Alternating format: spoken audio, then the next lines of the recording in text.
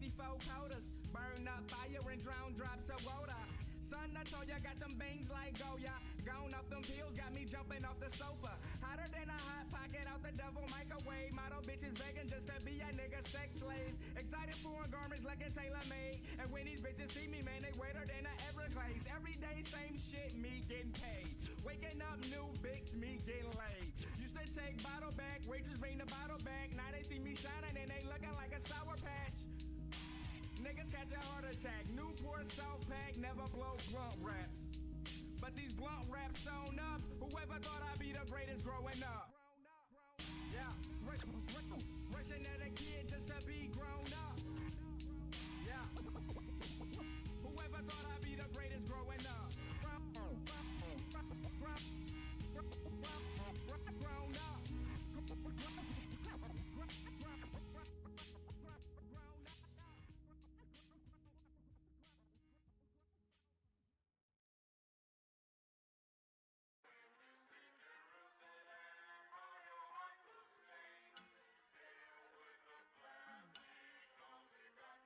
Y'all niggas got me hot.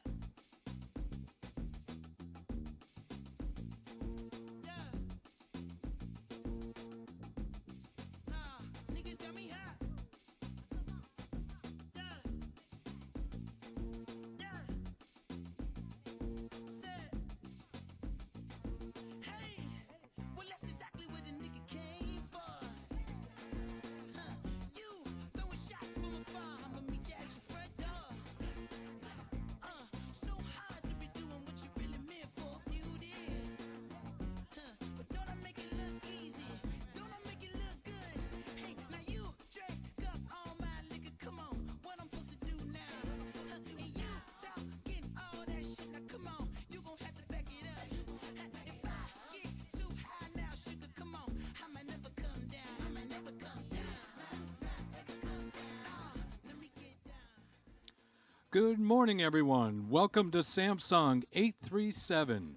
Please take your seats as our program will begin in 5 minutes.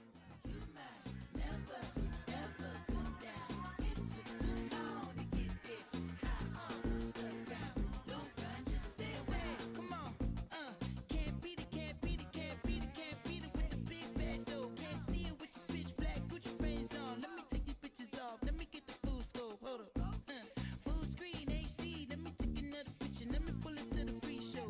Whoa, cool beans, that's a whole lot of reefer. Let me help you with the pre-roll. You drank up all my liquor. Come on, what I'm supposed to do now?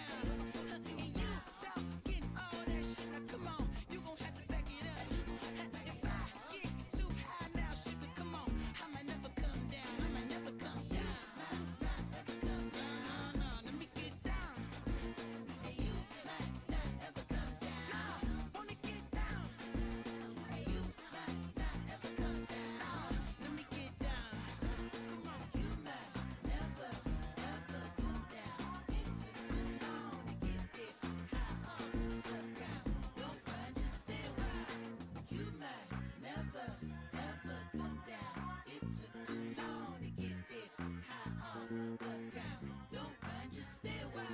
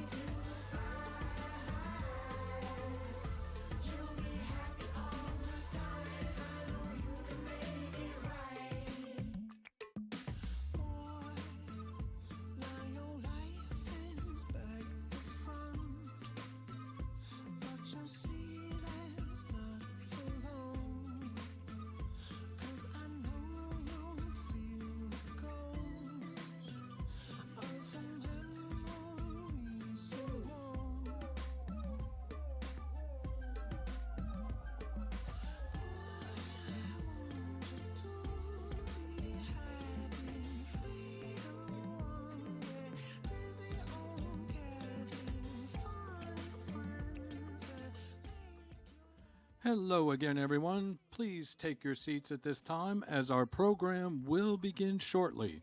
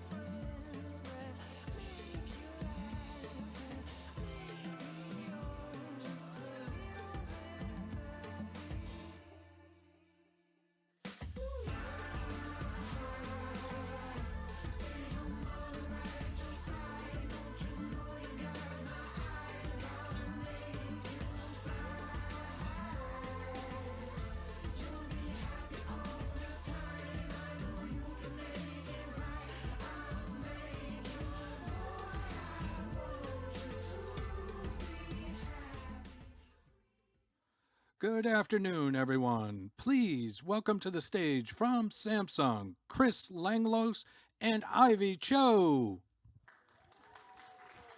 Hey everyone, how's it going? Welcome. Thanks so much for being here. We are here for day 2 of 837 Next. My name is Chris Langlois. And I am Ivy Cho. We're both members of Samsung's public relations team, and we are so excited to be with you for 837 Next, which is our week-long series of programming featuring live panels, discussions, performances, and more. A lot going on. We are so proud to be bringing together a community of NFT artists, creators, and also emerging tech innovators during this 4th annual NFT NYC week. So with that, again, thank you to everyone here in person who's here for day 2. Round of applause for yourselves. Hopefully you came for a great time today. Here live from our Samsung 837, which is our flagship experience store right here in the heart of the Meatpacking District in New York City. So it's great to be with all of you here in person. And for those who are also live streaming in from our brand new Discord server or the metaverse, thank you so much. So if you're here yesterday or you're tuning in now, we are excited to be with you all week long. So before we dive in, a quick little background on this space. We built this back in 2016, not only to showcase the latest and greatest of Samsung products. Also, if you guys haven't seen the 2022 Frame TV, highly recommend, it's amazing. But it's also a hub where art, fashion, tech, gaming, and culture collide. And so we're seeing this happen in the NFT space as well. So it's only natural we are celebrating what's next in the industry right here at 837. Okay, so as you walked in, we hope you had the chance to check out the incredible art being displayed across all of our Samsung screens. Also, this one here, 3 stories tall. Pretty cool, right? All the necks are always craning when people come in here. It's pretty cool to see. Everything you're seeing has been the work of Art Blocks, which, we know is the first of its kind platform that's focused specifically on generative NFTs stored permanently on the Ethereum blockchain. So in just a moment, we'll be starting a discussion on emerging trends in the digital art space and also the new avenues that we're showcasing NFT art through, including on your very own Samsung TV. So at this time, we're going to welcome Lesley Silverman from United Talent Agency up to the stage, who will be moderating this discussion. Lesley, come on up. We'll hand it over to you. Awesome. Thank you so much. I'm going to invite all of my esteemed panelists to join me at once, but good afternoon, everyone. Welcome to day 2 of NFT NYC, and I'm so glad that you could join us this afternoon to celebrate Art Blocks. I see some friends in the audience, and it's really good to see you all here and to get to talk about how we display art, how we think about generative art. So I'm going to briefly tell you a little bit about myself, and then my panelists will do the same, and then we'll jump into some questions. And we saved a bit of time at the end for a Q&A. So start thinking about your questions now. So as introduced, Lesley Silverman. I'm the head of Web3 at United Talent Agency, which is a traditional talent agency in Los Angeles. And my background is in art. And so I joined UTA 7 years ago to think about how artists transition into the broader media business. And it's such an exciting time to be thinking about how Web3 artists, Web3 creators also think about the broader media landscape. And so I feel really fortunate to be able to be here and to work with really amazing individuals like the three people who joined me on this panel. So I'm going to turn it over to Erick and then Sofia and then Avner to just tell you a little bit about themselves. Hey everybody, thank you so much for being here. Thank you, Samsung. This is awesome.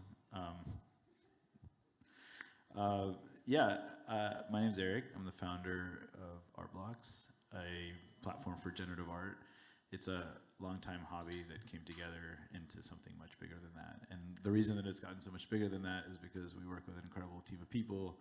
We have an incredible group of artists, and we have an incredible group of collectors that seem to be interested in this, what I thought was a pretty niche little thing, but has appealed from a community standpoint to a much broader spectrum of people. So yeah, thanks for having me. Yeah, it's cool to be here with you guys. My name is Sofia Garcia. I am a curator and an art dealer, founder of ARTXCODE. I am also on the curation board and selection committee for ARTBlocks. And yeah, I'm excited to talk about all the things regarding generative art. I'm Avner from Samsung. I wish I would get that hat because it's like the lights or shades. If you have an extra hat, a squiggle hat, I'll take one. Just throw it down. Yes. So I run product and engineering at Samsung Services here in North America, and working on a variety of services, but very relevant to here is the art store on our frame. It's really exciting to be in this space, I will say, because when this space opened, it really was at the cutting edge of translating. Oh, here comes the hat. Beautiful. Love this community. Ask and you shall receive. This space is really helping to translate like how we think about digital art in spaces, and so we're going to talk about that a lot today. So the topic of today's panel is NFTs, screens, and the art experience, the evolution and future of digital art display. So visual art is one of the defining characteristics of our experience as human beings, and art has always been integral to our lives. With rapid technological progress, it is only natural that the art world also benefits from new tools. And so in discussion with these leaders from the NFT and art worlds, we're going to understand the current environment for NFTs as well as its evolution and future. Tall order, but we will get there. So I want to just set the table. What got each of you started in the NFT space? What was that first moment of inclination? Erick, I'll start with you. I was browsing Reddit and I found a link to the CryptoPunks website and an explanation from Larva Labs on this concept of claiming this digital thing. It blew my mind. I spent the day trying to claim a bunch of punks and I haven't looked back since, so yeah.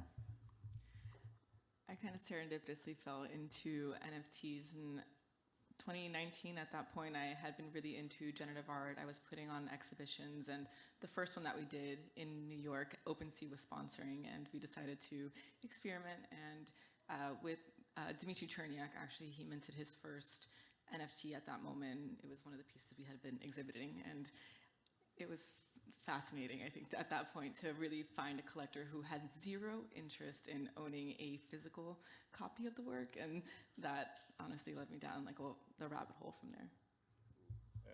I had a very idiotic start with NFTs, so Fred Wilson told me, you should really get those CryptoPunks. And I said, I don't get it, never mind. And yeah, and I have that streak of wise investment has stayed strong with NFTs ever since. I think a lot of us share that experience, so just don't miss the next one. Next ARTBlocks drop. Okay, so what, in each of your opinion, what is fueling all of this excitement? I mean, it has been a whirlwind couple of years around NFTs. Like, I would say the past 18 months have really felt exciting. So what is fueling that? What is driving people to collect? What is driving people to talk, sometimes favorably, sometimes critically, about this space, in your opinion? So, Erick, you want to start?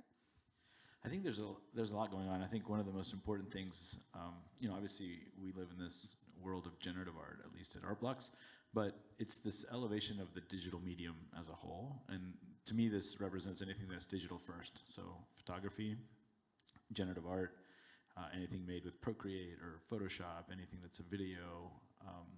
These mediums have historically had a harder time getting recognition as art. You know, the idea that I would buy a photograph and it would come as an attachment from a gallery, like, it just makes me want to cringe. Now there's this experience of ownership that's very different, and that has elevated on so many levels. Generative art specifically found a new way of distribution that enabled a lot of people to have a broader conversation, and that even further kind of elevated the entire medium of, I think, digital art as well. I mean, there are a lot of different reasons why we can always talk about, for better or for worse, the Beeple sale brought a lot of attention into the space. But there was a really nice period, I think, before that even happened, that a lot of people were congregating online, and there's a really wonderful community. Especially ArtBlocks is perfect example of that. The ArtBlocks Discord is going at every single hour, every single minute of the day, people just talking about art. And so there is very much this financial instrument there that people look to, but those people tend to get weeded out rather quickly. And those with kind of more pure intentions, or at least having fun with their friends, kind of trading and sharing what they're doing, I think is really the backbone of what's going on here. Yeah, you know, the early days obviously were people with passion because there was no money there. Then came the people with the money. Now the people with the money maybe are going, I don't know. But I assume this is here to stay because digital art is something that evokes emotion like other forms of art, so people will always value it, and we just need to make it easy for people to get access to it. And then, you know, I don't think there's any reason to worry long term, even if right now the portfolios look terrible. You buy what you like. I mean, it's pretty undeniable that real creation is happening in this space. I can't help but continue to look back at what is going on behind us, and these projects are undeniably art. And I always find that artists sort of root out the possibility and the next wave of technology before everybody else, and then everybody else follows, and that's certainly what's happening today. Okay, Avner, I'm gonna turn it over to you just for a moment to talk about, so what, we're here in the Samsung space, you know, ArtBlocks is adorning the walls. What are Samsung's ambitions for the NFT space? How are you thinking about it as a company? So this is an off-the-record event, right? So we're just streaming into the metaverse. nobody's there. But there's just a few friends there. Yeah. So, you know, being a company that makes screens, big and small, obviously for us, digital art is an exciting opportunity for those screens to display more than just Netflix. So, you know, we've had the Frame TV for now 5 going on 6 years. It's an amazing display for art in general, and now for NFTs. I mean, if you're spending, you know, 5 ETH, 10 ETH on a piece of art, or 0.1 ETH, or you just got it, doesn't matter. If you love it and you want to display it, you need a screen in order to show it, and we think the Frame is right now the best display that you can use to do it. What we need to do with NFTs and make it easier for the community is we have to make it much easier for people to bring their NFTs from their wallets or their ledgers or wherever they store them on their frames, so it becomes a seamless experience. Right now, to buy an NFT is very hard for most people. Also, to put your NFT on the TV is too hard, so it's our responsibility to make it easier. So, you know, we're excited to do it, and, you know, we think that you know, it's just the beginning of digital art getting its proper time in people's homes, offices, and so on. So long term, we're extremely excited. Short term, we're excited. Again, putting the portfolios aside. Would you say that there is a direct demand for this? I'm going to ask the rest of you this as well, but a direct demand for the ability to display in a high quality manner your art portfolio? 100%. I mean, we hear it from people all the time. You know, we're trying to engage and make it easy. We're, you know, in events like this, NFT NYC, we're trying to put our screens everywhere so people can see art in a screen that deserves that type of art. So we think the demand is there from consumers 100%. And you know, it's not just us in this space. There's many other startups other people trying to make that transition easier.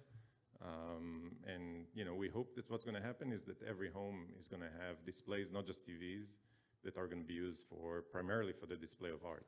Right. And what do you think, Sofia? Like, how do people want to engage with NFTs? I mean, you put together this extraordinary exhibition at Art Basel last year. What is that demand like? What do people want to experience? Like, how do they want to experience their NFTs?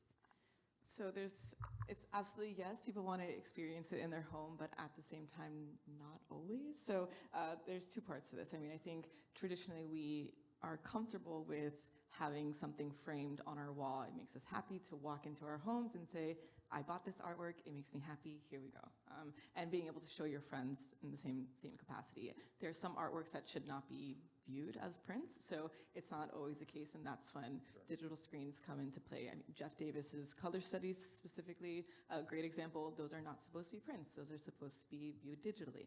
On the other side of this, there's also, I think, a rise of digital galleries and just the way in which collectors engage with their community. So instead of having someone come to my house and I show them my collection, I can set up my cyber gallery, set it up however I want, post a link on Twitter and say, hey, look at my gallery. And people can comment, wow, sick, like that's a really great collection you have there, or whatever it may be. So I think there is, two different ways in which collectors are trying to showcase their artwork, but we live in the physical space, and so that's not going anywhere.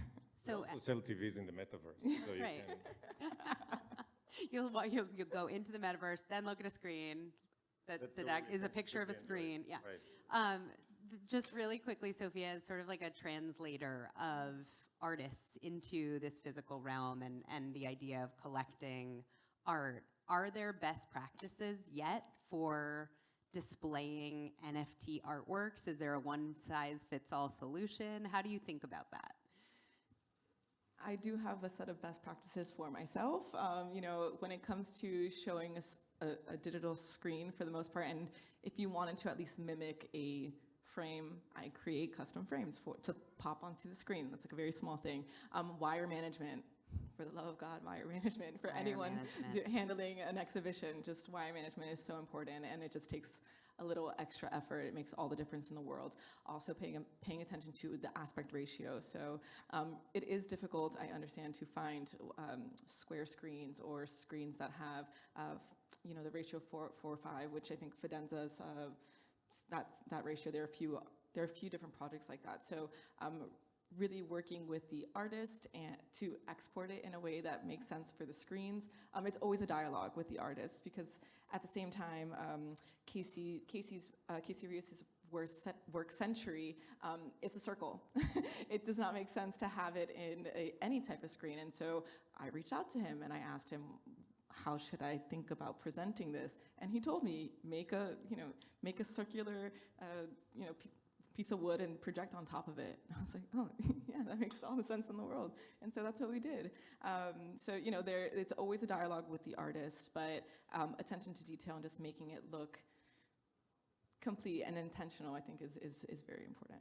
I think that's going to be really important, too, as the space evolves, being an artist and having a voice and an opinion about how your work is translated to a larger format so that more people can view it at once, and getting to work with interested partners like Samsung seems like a really cool opportunity. All right, Erick, you just got back from a whirlwind, well, it just never stops, the whirlwind tour. So in addition to being the founder of ArtBlocks, you are a creative, and you love art, and you love making art. So you just came back from Art Basel.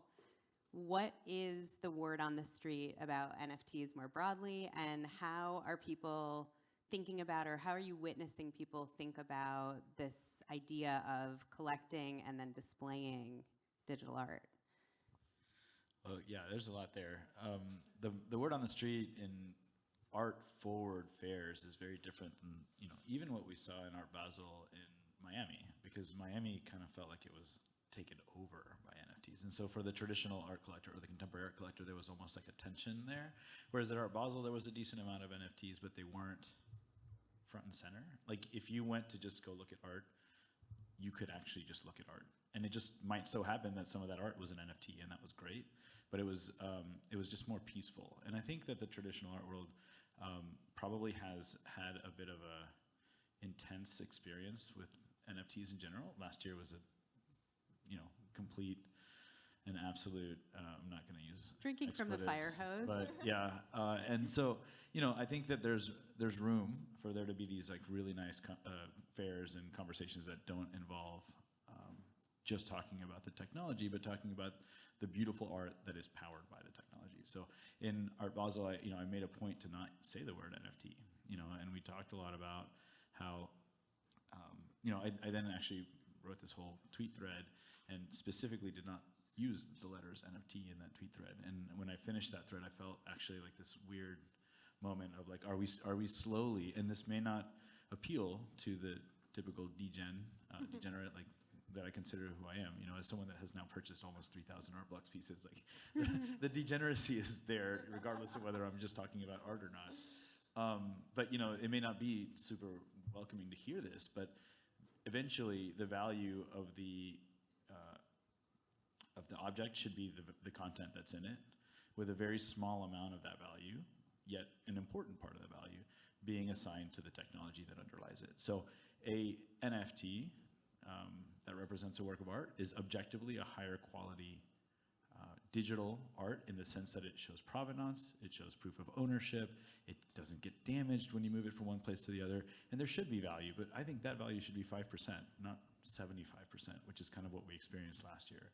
And that might be a little crushing. We're at an NFT conference at an NFT week in New York, and but ultimately we should be allowed to discuss the technology because the technology is amazing, that's why we're all here.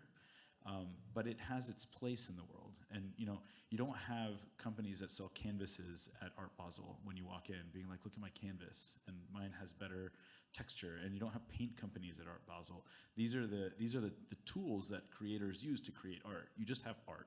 And I think as the industry shifts towards really just having a conversation about art, it's something that Art Blocks consistently has been crucified for, and I'm still unfazed at that. We really have just been out there saying, look, buy it because you like it. Like, we love art here.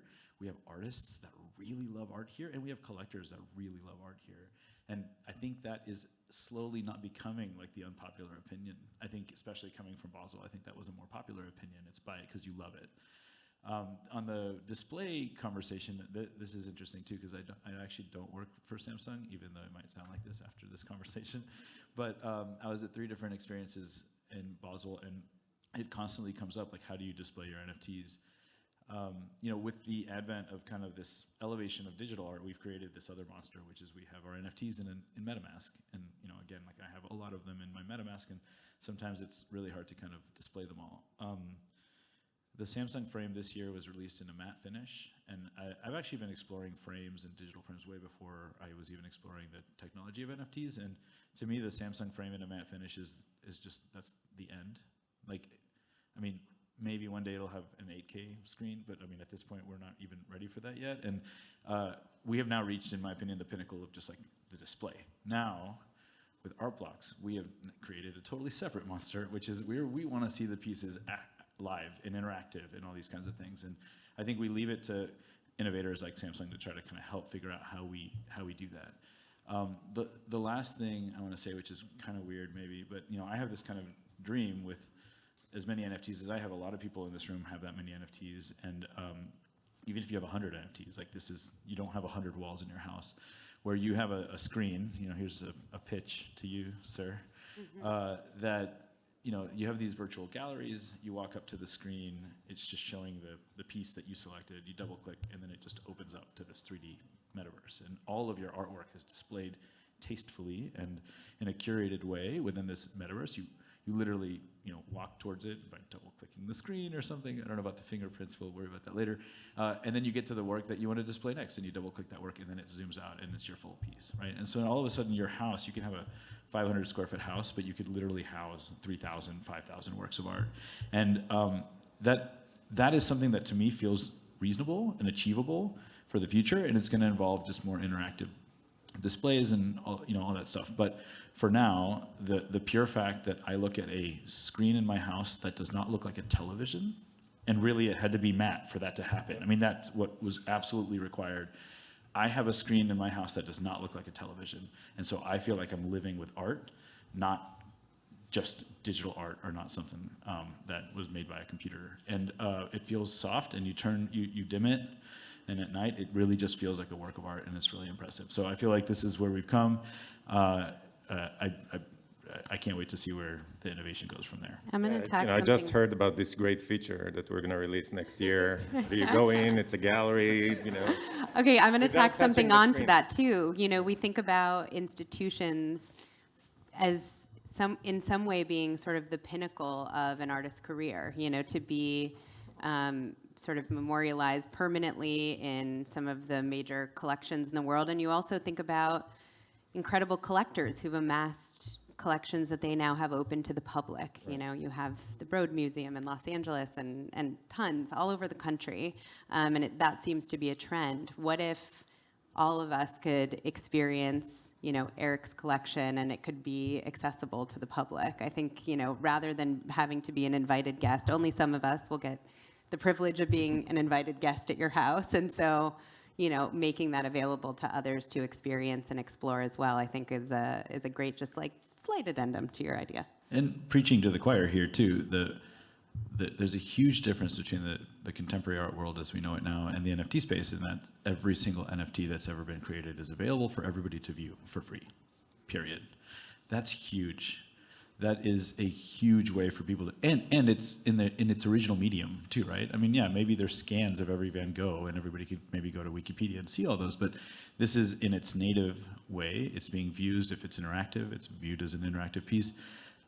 This is significant. This has never actually happened in history, and the inclusivity and like the imagination and the inspiration that creates is going to lead to all sorts of new innovation, which I can't wait to share my collection with the world that way. You, Erick, introduced this interesting challenge, which is how do we talk about what it is that we're doing here? I imagine most of the people who are here are not brand new to NFTs, unless you are, in which case, welcome.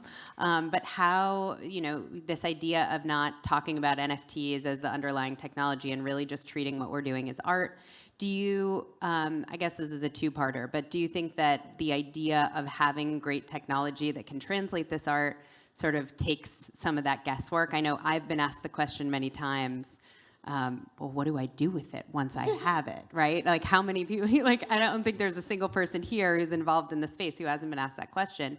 So what are some of the ways, I want to hear from each of you, what are some of the ways that we can think about sort of moving us out of this focus on kind of the underlying nuts and bolts of what this is, and having us think more expansively about just accepting digital art broadly as a really exciting space to just be in? Erick, you sort of answered it, so I'll let Sofia start this one off. I mean, I think a lot, so what to do with your NFT, it's a loaded question in a way, because again, kind of what I spoke about before, there are different ways to do it. But I have spoken to collectors, and I think this is an interesting side that now our interiors are going to change. So there are collectors that I've spoken to who are rebuilding the interiors of their homes to be able to cater to screens, and so that they can live with their digital art collection in a meaningful way for them.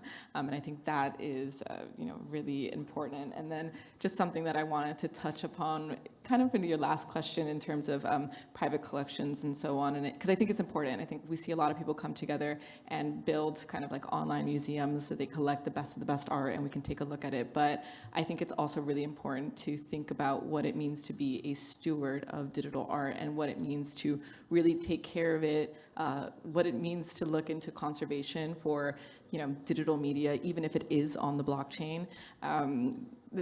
I don't know, you said that, and like I had a lot of different just like critiques to that entire thought, and in a good way. I think it strengthens a lot of what we're doing here. I think looking at an organization like Rhizome is a really great example. They have gone and like conserved pretty much all like net art like when that happened in like throughout the early 90s and so on. So and probably before. So yeah, I kind of went on a tangent there going back, but I think all of those points are important to think about. Well, I imagine people are going to look to you as a steward as well, and people within these institutions, because there are questions that we're trying to answer. Like, how do institutions not only collect but conserve digital work? And so I think that's really interesting. I mean, discovery, I think, is going to become more of a challenge. As Erick mentioned, it's all out there. So the question is, who curates? How being able to browse galleries, individual collectors. We have a curator at Samsung that works on the art store, but could be infinite number of curators. You just need to be able to discover them, and I think algorithmic recommendation discovery are also going to be part of it.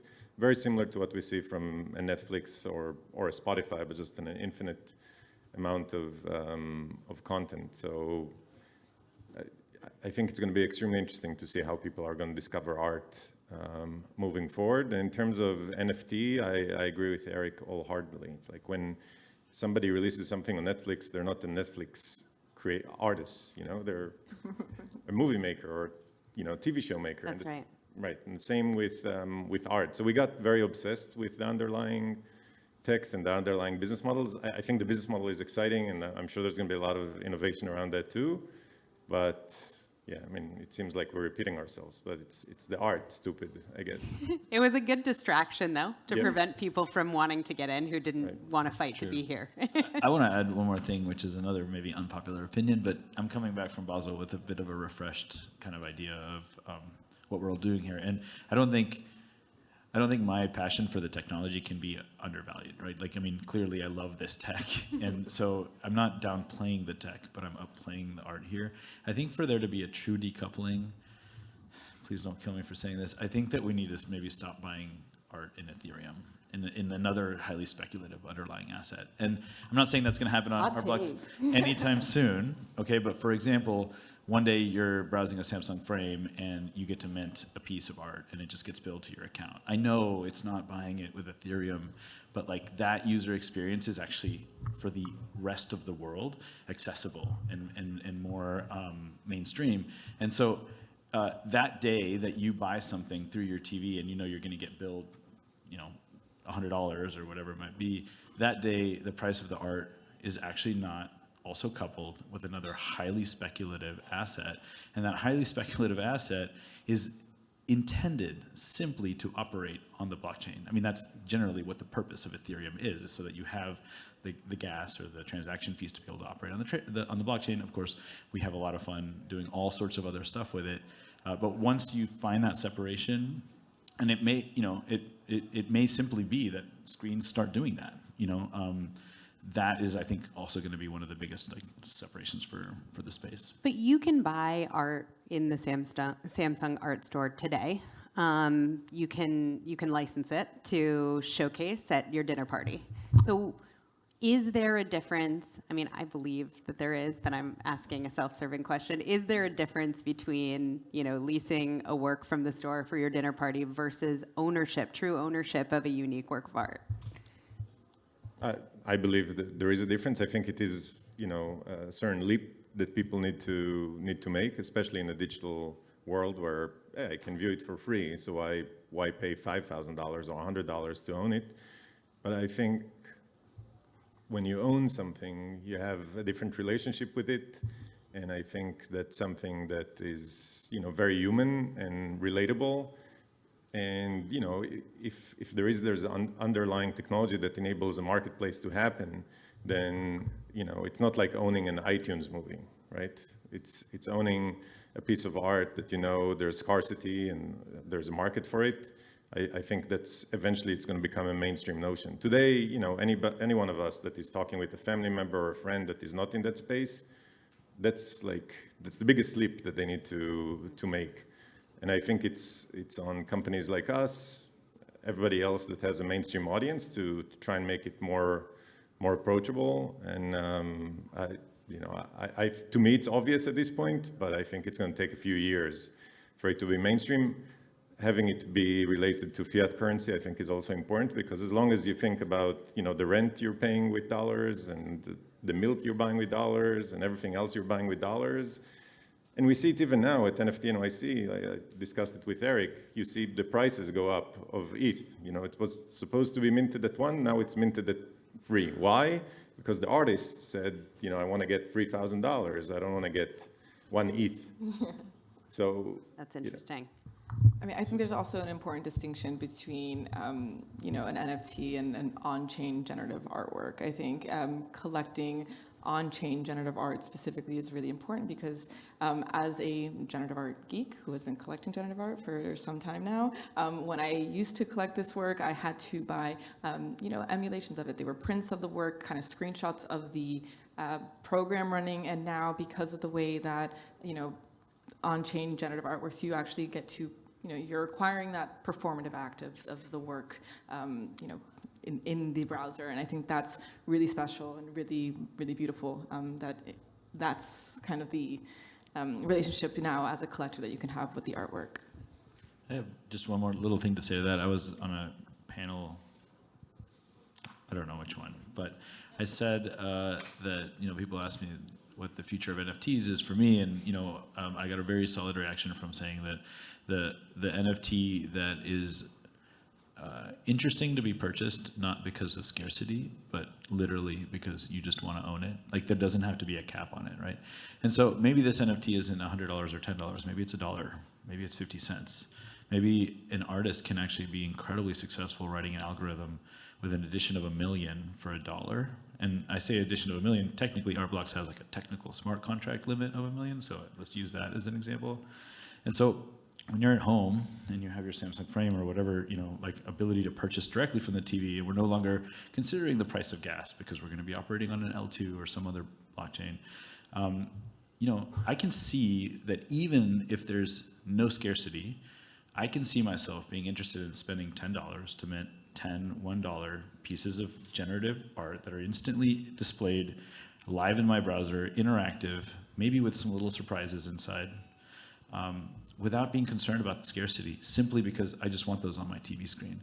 You know, you buy a $1,000 TV, the idea of buying like $1 artwork is not that crazy. And like the idea of keep having that birth of the art experience, where that's, I think, one of the most beautiful things for ARTBlocks collectors and artists alike, is that you experience the birth of the piece at the same time. I think having that moment for $1, $5, $10, I think an artist making even, I mean, just, you know, not to be crass and talk about money, but that's $1 million that an artist can make by an addition of $1 million for $1. And when we talk about mainstream, you'd have to sell $1 million for it to be considered mainstream. Like, we're not talking about additions of, like, there are millions and millions and millions. CryptoPunks for free. People. What's that? CryptoPunks for free. CryptoPunks for free, exactly. So I think that that's something that's going to be really exciting for me, is to see that first NFT that people purchase for the purchase. Zero scarcity conversation. And I think the tool, the mechanism, and the platform for that is going to be you hanging out with your kid. I mean, there's this piece called Geometry Runners that we did on ARTBlocks, and literally, like, I put it on the TV and my kids start doing cartwheels and somersaults in front of the TV. Like, they freaking love it. And I can totally see being like, my kids being like every night, being like, Daddy, let's buy another $1 NFT. Like, I don't think that's that unreasonable. And that has zero to do with scarcity. That just has to do with, like, the joy that the piece brings out. And I think we're getting to be able to think that way as we start assigning more value to the content than to the technology, and I'm excited to see that. I think that also raises the bar for the individual artists. You and I originally bonded over the fact that the first time we both saw CryptoPunks, we were like, why do I want that? You know, I just want it. And I think that part of the conversation between artist and collector is that, right? It's that you see something and you want it. And then also, I mean, the great thing about Web3 is sort of the disintermediation between artist and collector. You know, you can buy something on ARTBlocks and you can ultimately, either through Discord or through Twitter, reach out to that artist whose work you've collected. So as we abstract away some of those early questions of like, well, what is it anyway? And what is the technology? And how do I display it? Clearly, we can display it beautifully. None of us can stop from turning around and just seeing this like parade of beauty behind us. And so The challenge then, of course, is issued back to the artist and to the creator. Eric, I hope you're listening. You know, like it's we gotta like we're gonna raise the bar and have to continue to innovate and create things that inspire people to want to own them and to want to have a relationship with their artists and support their career. And that just takes us back to the old guard of the art world, which is patronage. So, you know, one of the biggest critiques of the art world is that the barriers to entry are high. You could walk into a gallery and be ignored. So I think, you know, before we go into questions from the audience, I just want to ask a couple more questions. And the big one is, how is this space, and maybe you disagree, but how is the NFT space democratizing art? You want to start, Eric? Oh, Sofia, go. I mean, I think artists, Def Beef is a great example of this. He's an artist who owns, he wrote his own smart contracts. He released his products to his own accord, did not have to talk to anyone about it, ask permission. He did it, the community found him, and he is so celebrated across the community. You no longer need a gallerist but that's not to say that gallerists are the enemies. I think we see a lot of, you know, there are a lot of practices that happen in the traditional art space that now are being kind of squashed in this space, where there is no more, there's the opaqueness of pricing. It's very clear. You can see how much someone spent on an artwork, or you can at least check their wallet, see if anything went any which way. But yeah, I mean, I think there's just a lot of different ways in which the artist can completely own their career. And that's not to say every artist can come out, write their own smart contract, release their project, and someone's gonna run to it and say, this is amazing. I think the art also needs to be great. The concept needs to be great. But if you are a great artist and you are communicating effectively and getting the work out there, your collectors will find you, your people will find you. And you can do that now, instead of kind of trying to just go up to the street corner and say like, hey, like, buy my paintings. Now it's kind of this large space where you can speak to and people will find you. I think the reality for artists right now is a great time, or maybe it's, you know, we're already beyond that time because it's starting to become crowded. But, you know, like if you want to start now on YouTube, it's very hard to be discovered. And the same is going to be with digital art. So there's still going to be, even if the platforms are completely open and decentralized, getting noticed is going to remain a major challenge. And the way we see people innovate in getting their name out there on TikTok or YouTube or Twitter will be the same. You know, to be a good artist, you need to create art that people connect with, but then you also need to be savvy on marketing, or work with somebody that's savvy on marketing, or be connected to a gallery or a curator or a trusted source that's going to help you get noticed. So I think that's going to be the reality as the market opens up.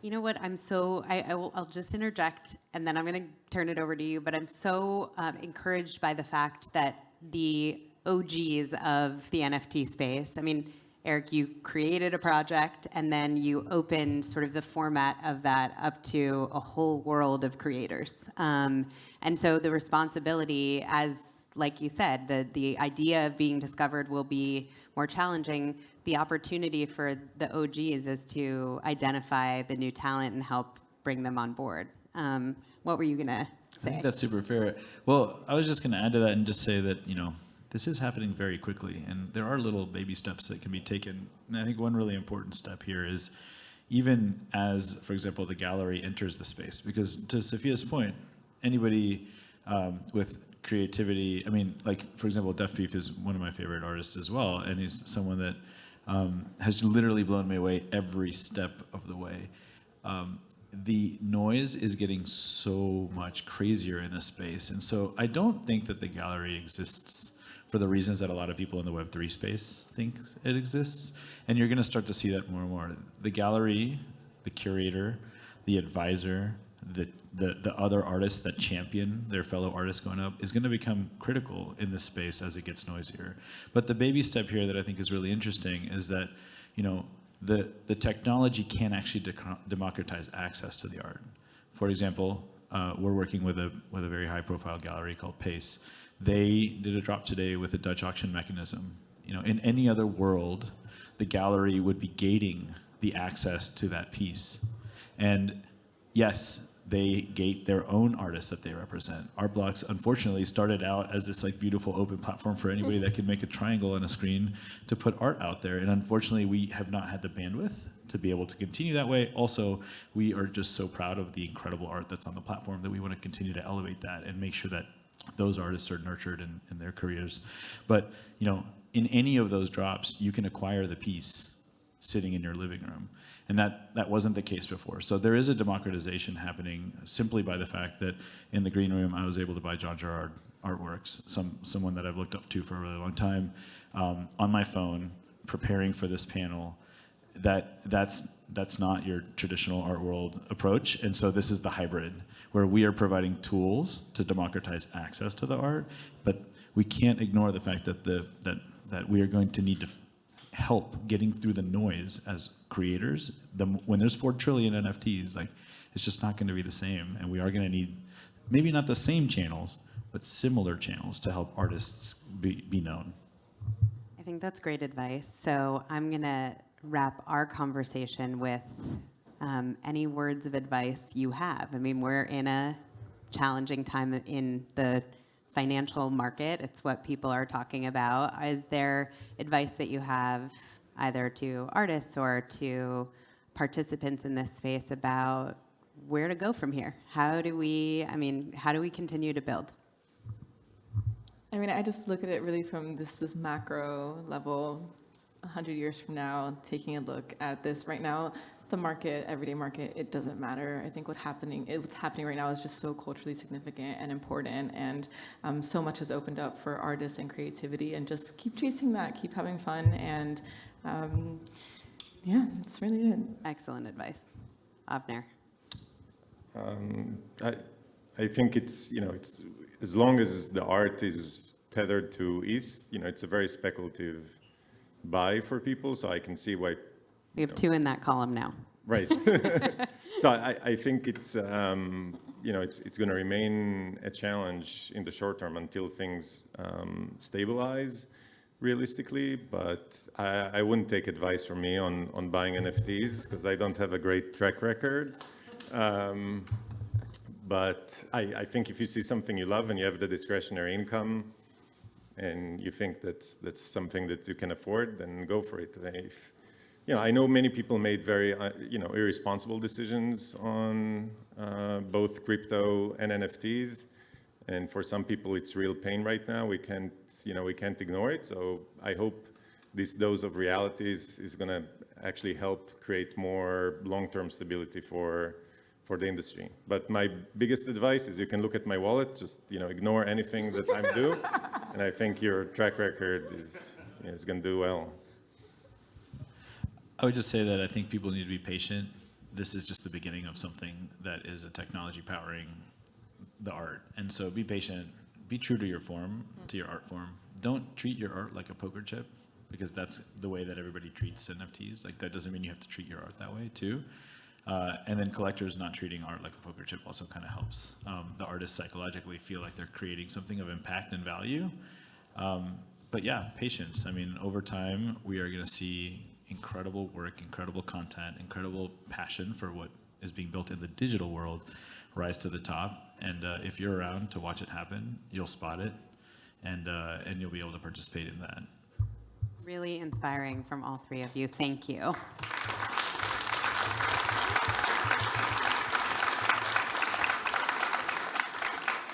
Oh, I nailed that. Yeah, 15 minutes for questions. Okay, so I'm going to open it up to everybody here. I can barely see you because of the blinding lights, and I didn't get a cool hat, but just throw your hand in the air and we'll get a microphone over to you. And just a reminder, so I have one down here in the front, a reminder to speak into the microphone, even if you think your voice is loud.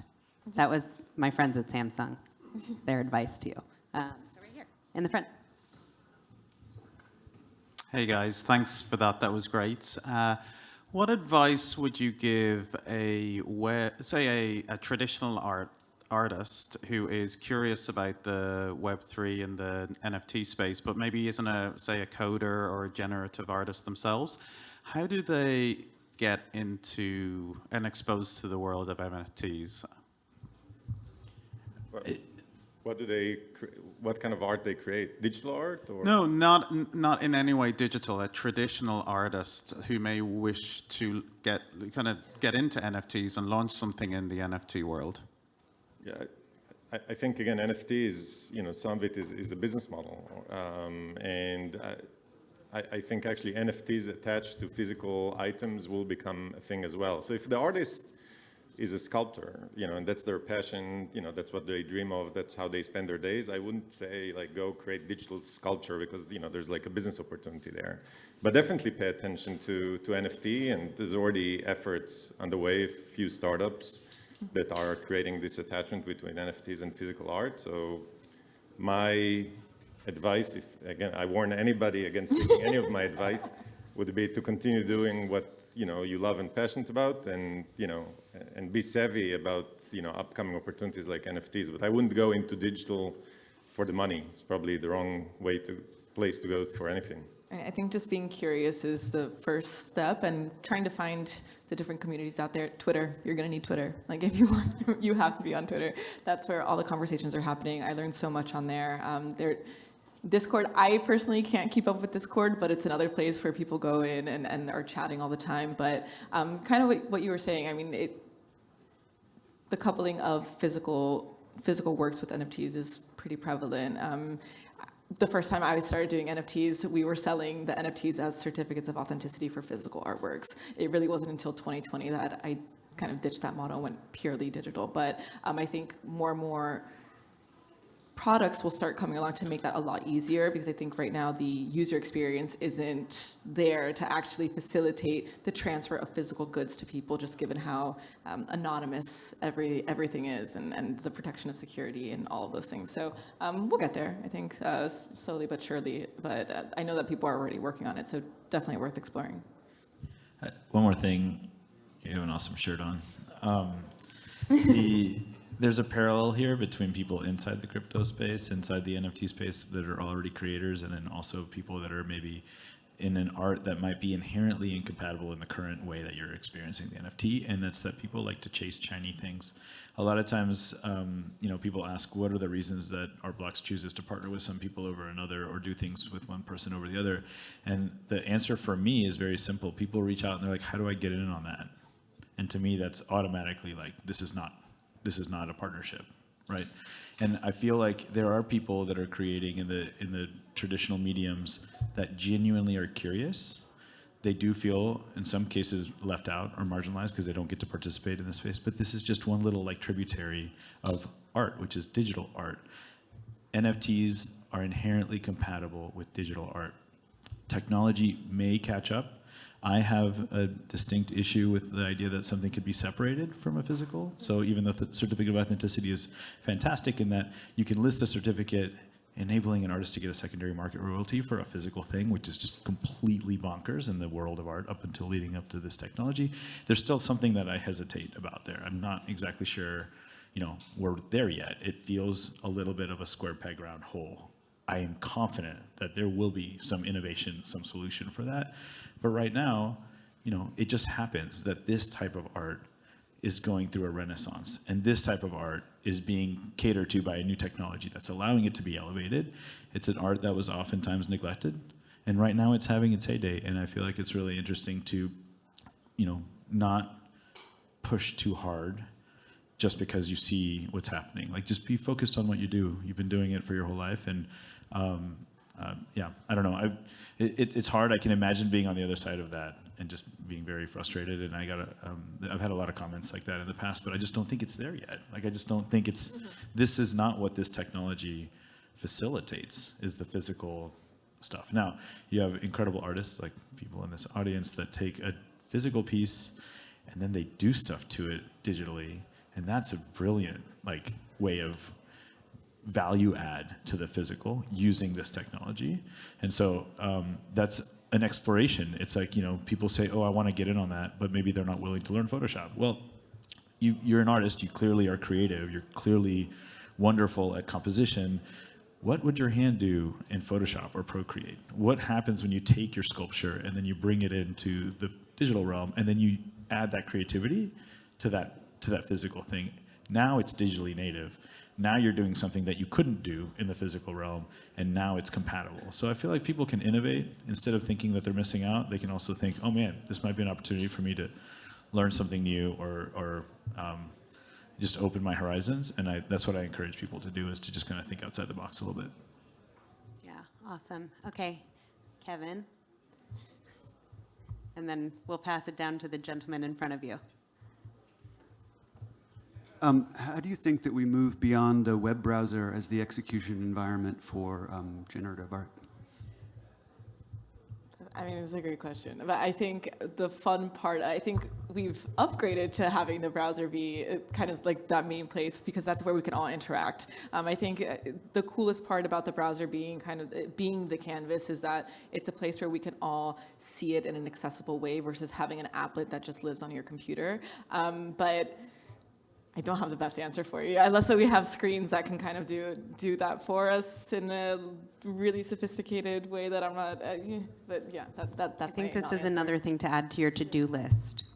Yes, yeah, we actually discussed it internally, because, obviously having a video capture of the process of generating the art is not the same as seeing it happening on the fly, and, and for things to change in front of you.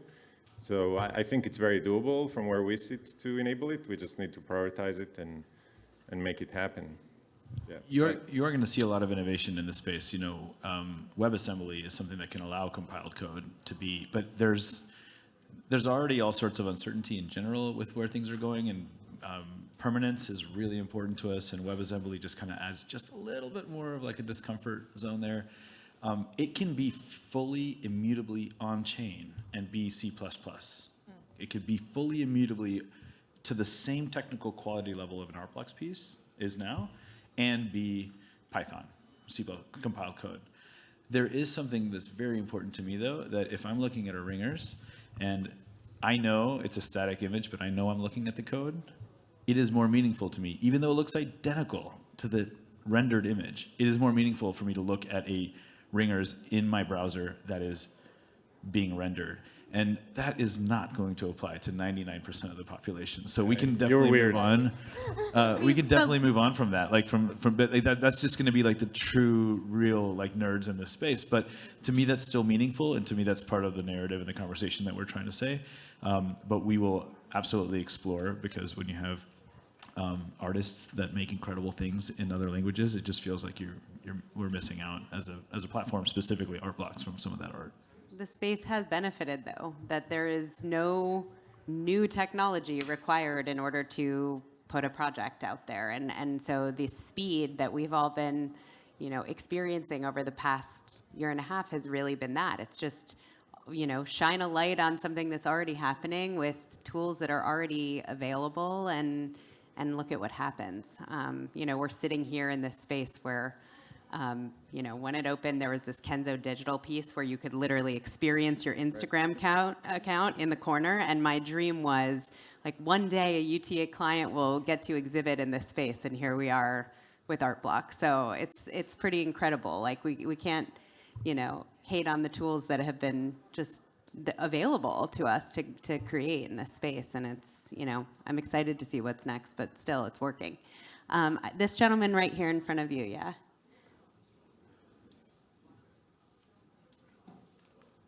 Hi, thank you. My question is about searchability, and you all spoke about, kind of the traditional way of marketing, TikTok and things like that, and it makes me cringe a little bit. I would love if there was some algorithmic way of searching for things. Maybe it's some parameter of artwork where there's metadata for any kind of NFT or something like that. My question would be, if there were no traditional marketers, where would you start with making artwork or NFTs searchable in an algorithmic way? I feel like those are like platform. Like right now, the way that we kind of search in the NFT space anyway is very dependent on platforms like OpenSea. I think we're starting to see platforms that are a little bit more focused. So I know Archipelago just opened yesterday. Archipelago.art is a new platform specific to generative art and really working on some of the user experience issues that a lot of the NFT ecosystem is plagued with. And so there you can kind of start looking through different projects that are very specific to, again, a very unique demographic in the NFT space. But OpenSea, the issue with searchability has always been an issue. Same thing with, Super Rare at least has a much smaller pool of artists. But given that we are still dependent on a lot of these platforms for searchability, it's a platform issue and user experience is a product issue. We've talked about this too, curation and critique, right? This opportunity for people who have an eye and have critical things to say about art. I think they're welcomed in this space too, and I think a lot of times we determine what's valuable from an art perspective by looking at how museums are treating the artists and how voices in the art world are treating the artists. Yeah, and curation's been really important. That's something I've thankfully been able to do within the generative art space is curate very small selections of artists that are maybe up and coming, people don't know too much about, showcase their work in a meaningful way, and it really helps. So watch this space. Yeah, last question.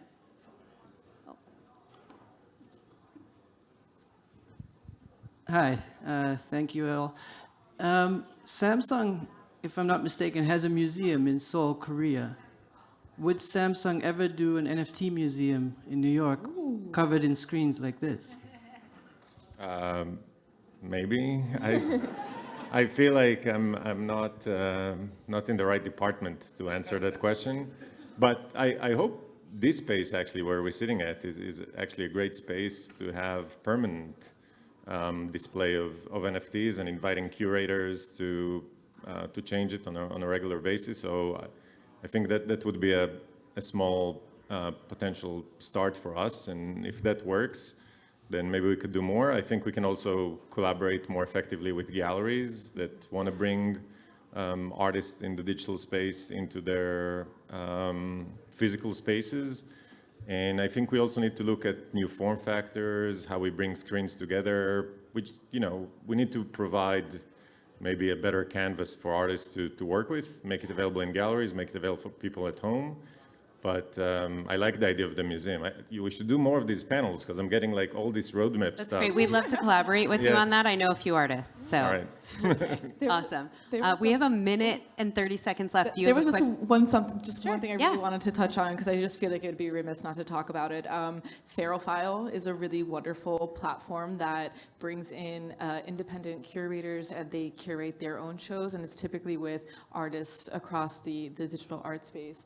And they just do a really wonderful job, and it's something that I definitely recommend taking a look at. It is not based in Ethereum. It's actually a completely different blockchain. Yeah, a Bitmark, there we go. And they're very much focused on artist and collector rights. And they're very intentional about the way that they do things. So I would definitely recommend checking that out in terms of searchability and finding new and established artists. Great. Do you have a very quick question? I'd love to bring it to you. Okay, close this out. Eric, question for Eric. Which one would you like to rather see? NFT living through long time and then your art piece being bought by one person in $1 million, or billion people without NFT buying it in $1? I feel like I can answer that for you. Yeah, 1 million people would be phenomenal. And yeah, I just want to spread, what I do to as many people as possible. That's without a doubt my goal in the space. And I feel like it's wonderful because I've been able to do that for my own artwork, but also we're pushing 200,000 NFTs on our blocks. Maybe there will one day be 1 million NFTs on our blocks, and that's 1 million people that get to collaborate in this space. So through my own work, through the work that we do with all the amazing people that work at Art Blocks, the artists, the collectors, we really are expanding to that number one day. Protect your squiggle sticker that you got when you came in. Thank you for being such an amazing audience. I hope everyone enjoys the rest of their week at NFT NYC. Really appreciate you sticking around and listening to us, and make sure that you follow all of these masters as they navigate their careers in the space. And I just want to turn it back over to the Samsung team. Thank you so much for having us. Thank you, everybody. Well, thank you so much. That was fantastic. Yeah, you know, guys. thank you for all the great questions from our audience. Pretty great stuff, right? Awesome. Thank you for being here. So we've got a lot more coming up this week as well, even including later on tonight, Ivy. Yes, so for those of you who actually are tuning in via Discord or the Metaverse, we are hosting a live commerce event with Walmart in partnership with Grammy-winning singer-songwriter Sierra. Yes, the woman who sings 1-2 Step. So that's later tonight here at 7 p.m.